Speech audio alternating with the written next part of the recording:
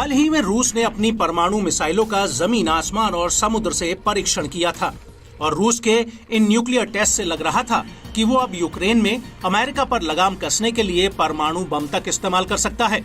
और इससे पहले 25 अक्टूबर 2023 को रूस की संसद के उच्च सदन ड्यूमा ने वैश्विक परमाणु परीक्षण संधि यानी CTBT को रद्द कर दिया था और अब इस फैसले को रूस के राष्ट्रपति व्लादिमीर पुतिन से आखिरी मंजूरी मिलनी बाकी है। रूस ने साल 2000 में इस संधि को मंजूरी दी थी, लेकिन अब उसने अपना फैसला रद्द कर दिया है और यही वजह है कि रूस की मंशा को देखते हुए अमेरिका ने भी बड़ा ऐलान किया है।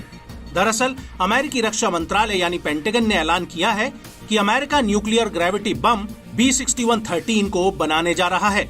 ये बम पिछले वेरिएंट B6112 पर आधारित होगा। इस परमाणु बम में पिछले वेरिएंट के सभी सुरक्षा और सटीकता के फीचर्स को शामिल किया जाएगा और ये बम कुछ सख्त और बड़े सैन्य ठिकानों को उड़ाने में सक्षम होगा।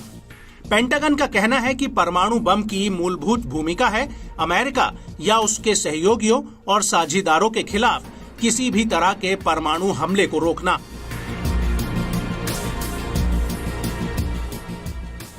फेडरेशन ऑफ अमेरिकन साइंटिस्ट का कहना है कि अमेरिका का नया B6113 परमाणु बम B61-7 न्यूक्लियर ग्रेविटी बम की ताकत पर आधारित होगा, जो B6112 से ज्यादा है। रिपोर्ट के मुताबिक B6113 में 360 किलोटन विस्फोट हो सकता है, जो B6112 के 50 किलोटन से काफी ज्यादा है।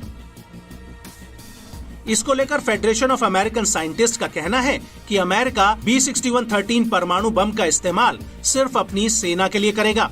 इस बम को अमेरिका के सहयोगी विशेषकर नेटो देशों को नहीं बेचा जाएगा। हालांकि अभी तक ये साफ नहीं हुआ है कि इस बम के लिए किस फाइटर जेट का इस्तेमाल किया जाएगा। आपको बता दें कि अमेरिकी रक्षा मंत्रालय ने हाल ही में एक रिपोर्ट जारी की थी जिसमें चीन के बढ़ते परमाणु हथियारों के जखीरे का जिक्र किया गया है। इस रिपोर्ट में खुलासा हुआ था कि चीन के पास अब 500 से ज्यादा सक्रिय परमाणु हथियार हैं और 2030 के दशक के अंत तक चीन के पास 1000 सक्रिय परमाणु हथियार होंगे, जो अमेरिका के लिए बड़े खतरे का संकेत है। यही वजह है कि अमेरिका अब अपने परमाणु हथियारों की संख्या में इजाफा करने के लिए अरबों डॉलर खर्च करने जा रहा है। जानकारों का कहना है कि अमेरिका के नए न्यूक्लियर ग्रेविटी बम को ऐसा बनाया जाएगा जिससे उसे आज के जमाने के एयरक्राफ्ट से गिराया जा सके। इन बमों में गाइडेंस सिस्टम नहीं होगा, इसलिए ये एक बैलिस्टिक प्रक्षेपण प्रणाली से हमला करेगा और B6113 के आने से पुराने B6112 परमाणु बम के जीवन की मियाद भी बढ़ जाएगी, जिसे पूर्व राष्ट्रपति बराक ओबामा की सरकार ने शुरू किया था। रिपोर्ट के मुताबिक पुराने B6112 परमाणु बम का प्रोडक्शन वित्त वर्ष 2025 तक चलेगा। हालांकि अमेरिका अपने इसी कैटेगरी के पुराने परमाणु बमों को इकट्ठा करके उसके नए वेरिएंट बना रहा है। ऐसे में कुछ जानकारों का कहना है कि तकनीकी रूप से ये नए बम नहीं हैं,